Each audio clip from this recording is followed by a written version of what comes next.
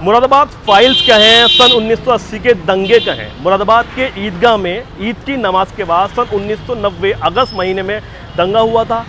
कई मुस्लिम समुदाय के लोग मारे गए थे। इस वक्त हम उसी इलाके में हैं, यहीं से कुछ दूरी पर ईदगाह है और यही वो रोड है जहां से दंगे के बाद लोग गुजरे थे। फिलहाल आज उत्तर प्रदेश सरकार ने कई साल बाद इस रिपोर्ट को सार्वजनिक किया है। सरकार मुख्यमंत्री तो कई आए, लगभग 15 मुख्यमंत्री उसके बाद आए, लेकिन किसी ने भी ये रिपोर्ट सार्वजनिक नहीं की।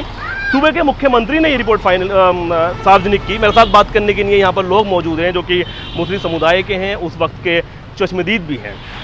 आप इस इलाके में रहते हैं, क्या नाम है आपका? मेरा नाम सलाहुद्दीन मंसूरी है।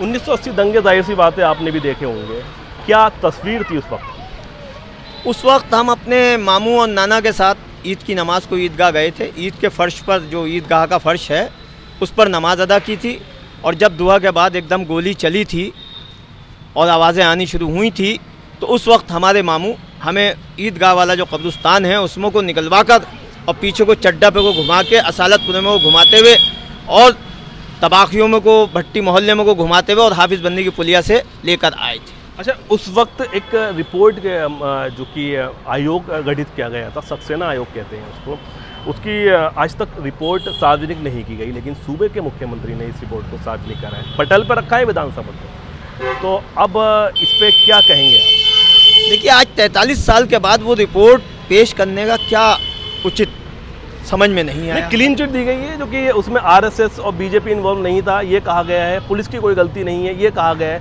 मुस्लिम समुदाय क्या कहता है इस पर? उस वक्त तो बीजेपी का नामो निशान भी नहीं था। सन 1989 में बीजेपी की 2 सीटें पार्लियामेंट में हुआ करती थी। सन 1980 में बीजेपी का क्या नाम निशान था। मगर जो दंगे हुए थे, उन दंगों को किसने कराया था, कैसे कराया था, क्यों कराया था, क्या वजह रही थी, उस पर क्या बात हुई?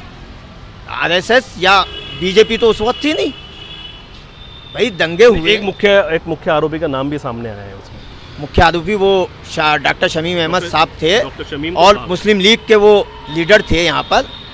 अब उन्होंने कैसे वहाँ पर दंगा करा दिया, ये बात कैसे सामने आ गई कि उन्होंने वहाँ पर दंगा करा दिया? ये तो कोई वो नहीं है। दूसरी बात यह है कि जिस तरीके से वो दंगे हुए थे और दंगों में मुरादाबाद का जो पीतल का कारोबार था, वो पीतल का कारोबार आज से 60 साल पीछे और चला गया। उस वक्त की पीतल के कारोबारों की लोगों की जो पोजीशन थी, उसको देख के और आज को देख के ये महसूस होता है कि वो दंगा मुरादाबाद का, सन 1980 का मुरादाबाद के लोगों का पीतल का कारोबार ले गया, रोजगार ले गया।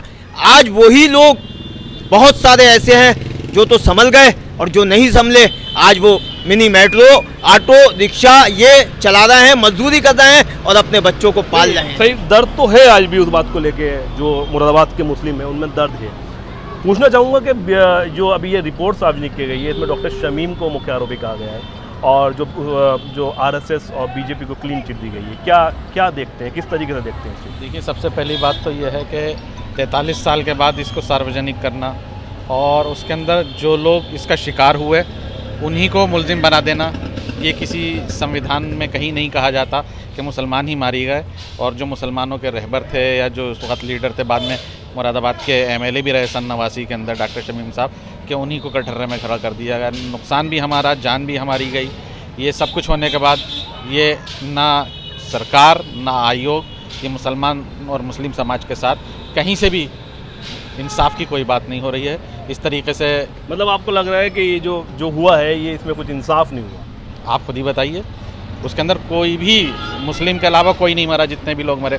और ये लोग 83 या 89 लोग कह रहे हैं कि मरे, उसके अंदर लोग सैकड़ों मरे थे, घर के घर मरे थे। मेरे दीवार के बीच में जावेद साहब का इंतकाल हुआ था और उसके अंदर उनका इंतकाल वो उसमें नहीं हुआ था, लोगों ने, पुलिस ने उनसे दुश्मनी निकाली थी उसका बाद में। लेकिन सवाल ये है कि मुख्यमंत्री तो और भी बहुत आए। 1980 के बाद मुख्यमंत्री तकरीबन 15 मुख्यमंत्री बने, किसी ने इस रिपोर्ट को सार्वजनिक नहीं किया। योगी सरकार ने इसको सार्वजनिक किया। किस तरीके से सोचते हैं आप इस बात? पहली बात तो ये कि जिनको शमीम साहब को इन्होंने वो बनाया गया है, हम 13 अगस्त सन 1980 को मैं खुद ईदगाह में मौजूद था और वहाँ का जो मंज़र मेरी आंखों ने देखा है, अल्लाह किसी दुश्मन को भी वो ना दिखाए, मुझे लाशों के ढेर नज़र आए क्या कोई आदमी नमाज पढ़ने के लिए जब मस्जिद में जाएगा या ईदगाह पर जाएगा, क्या वो तैयारी करके जाएगा? गुनाहगार कौन था? गुनाहगार वो मैं आपको अभी बता रहा हूँ कि वहाँ ये तो एकदम होने वाली कोइंसिडेंट बात है। ये इसके अंदर कोई दोषी नहीं है और उसको सांप्रदायिक रंग दिया जा रहा है। ये भी गलत है कि सांप्रदायिक दंगा नहीं था, वो एकदम होने वाली बात थी। कोई किसी बात पर कोई बात हो जाए, प्रायोजित दंगा, प्रायोजित नहीं था वो दंगा, एकदम होने वाली बात थी। अगर जैसे अभी भी कभी हुआ है कि कुत्ता आ गया है, कोई बात आ गई, तो हमारे यहाँ पुलिस के जवानों ने, सब इंस्पेक्टर ने 2 साल पहले उस कुत्ते की कोलियाँ भर ली थी। तो ये एक अमन और शांति के बनाने वाले लोग थे। लेकिन उस तरीके से जो उस वक्त शूट आउट का क्या मतलब है, और वो भी जहाँ हज़ारों तादाद में एक ही समाज और एक ही संप्रदाय के लोग थे, टारगेट किया गया। आपकी नज़र में दोषी कौन? हमारी नज़र में दोषी वो हैं कि जिन्होंने निहत्थे लोगों के ऊपर गोलियां चलाई थी। डॉक्टर शमीम साहब का तस्करा हो रहा है। डॉक्टर शमीम साहब ने बहुत मदद की लोगों की, और उनके पास सारे सबूत मौजूद थे, अखबार की सारी रिपोर्टें मौजूद थीं, और उन्होंने सारे फ़ोटो खींचे थे। मगर जिस जगह वो रहते थे वहाँ आग लगाकर वो सारे सबूत नेस्त नाबूद कर दिए गए। और उस ज़माने में कांग्रेस के ये हमारे हाफिज़ साहब मौजूद थे, जो उस वक्त में मिनिस्टर भी थे। उन्होंने लोगों की मदद की। खुद इंदिरा गांधी जी ईदगाह पर आई, और मैं खुद जिस वक्त वो आई हैं तो मौजूद था। लेकिन सवाल ये है कि और भी मुख्यमंत्री आए, उन्होंने इस रिपोर्ट को सार्वजनिक क्यों किया? इस बात पे क्या कहेंगे आप? देखिए, हमारी तो समझ से बाहर है ना, हमें पता क्या रिपोर्ट उन्होंने दी है या क्या है या क्या मतलब है। 13 अगस्त 1980 बरोज़ बुध सुबह तकरीबन 9:30 बजे जब नमाज पूरी हो रही थी, उस वक्त वहाँ सुअर निकले। बहरहाल वो किस वजह से निकले, क्या हुआ, वहाँ आगे वहाँ नाला है बिल्कुल बराबर में, वहाँ से जब वो निकले तो उनको भगाया गया। तो उसके बाद वहाँ जो सिक्योरिटी के लोग खड़े थे, यानी पुलिस के लोग, उनसे कहा गया कि साहब देखिए ये ऐसा ऐसा हो रहा है सर, आप कुछ कहा। तो वो इस बात पे भड़क गए। अब भड़कने के बाद वो चले गए थोड़ी दूर। फिर उसके बाद जब वो लौट कर आए हैं तो ये जो पानी की टंकी बनी हुई है, इधर की तरफ से पूरा एक जत्था बन के आया। ये तो जो उस वक्त का जो मामला था, जो भी वारदात हुई, आप वो बता रहे हैं। मेरा सवाल ये है कि अब जो रिपोर्ट आई है, उसी को बात को तो बता रहा हूँ। अब उसी की रात में जब ये सब कुछ हो गया, मुसलमानों का एक सजा से कत्लेआम हो गया, उसके बाद रात को ही 2 मस्जिदें शहीद कर दी गई। एक हिजड़े वाली मस्जिद महबुल्लागंज में, और एक दूसरी मस्जिद तारे वाली मस्जिद जो आपका ये पीली कोठी है उससे आगे जाके है, वहाँ पर ये 2 मस्जिदें भी शहीद करी गई। वहाँ जो लोग रहते थे उनको जला दिया गया, मार दिया गया। तो ये सब कुछ हुआ। उसके बाद मुसलमानों ने, एक अब्दुल रहमान नश्तर साहब आए इसका जायज़ा लेने के लिए, उन्होंने कुछ रिपोर्ट दी, उनको भी हटा दिया गया। तो मुसलमानों के साथ तो सरासर सब कुछ उस वक्त ज़्यादती हुई और उसकी कोई सुनवाई नहीं हुई। अब ये 43 साल के बाद क्या फ़लसफ़ा आ रहा है, क्या नहीं आ रहा है, हमारी समझ से तो बाहर है। हम इसमें क्या बताएं 43 साल के बाद? वो जो कुछ हमने देखा हम तो वो बता सकते हैं। आपकी कितनी उम्र रही थी उस वक्त? मेरी तो खैर बहुत छोटा था, ज़्यादा उम्र नहीं थी, लेकिन मैंने अपने बड़ों से ये सुना कि जब इस तरीके की वारदात हुई तो लोगों ने अपनी जान नालों में कूद कूद के बचाई, और ऐसे हालात पैदा कर दिए थे लोगों के साथ कि वो अपनी जान बचाने के लिए नालों के अंदर कूद गए। और नालों के अंदर से जो लोग देख रहे थे, पता नहीं क्या हो गया था पुलिस को, यानी क्या था मसला, जो पुलिस ने भी काफ़ी गोलियां ऐसी चला दी कि जिसकी वजह से कहाँ की पुलिस थी, कौन सी पुलिस थी, किस वर्दी पहन के आई थी, किसने भेजा था, कुछ नहीं कह सकते। लेकिन पुलिस को बदनाम करा गया कि पुलिस ने गोलियाँ चलाई।